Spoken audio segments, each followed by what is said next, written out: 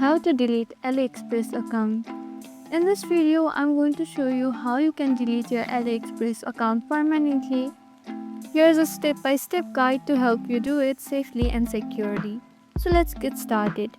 First, open your AliExpress app on your device and make sure that you are logged into your account. Inside the home page at the bottom right corner of your screen, you'll see account. Click on it, then tap onto the setting icon. A various setting menu option will pop up on your screen. There you'll see an option called delete account. Click on it. A new screen will pop up telling you that if you delete your account, you won't be able to get it back. Agree to policy and tap on delete account. Once you click on delete, you'll get a code in your email. Copy and paste the code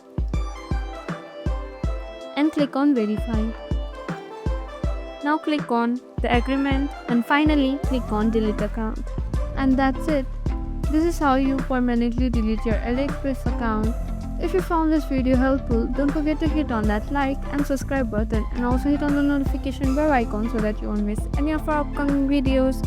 Happy shopping and I'll see you in the next video.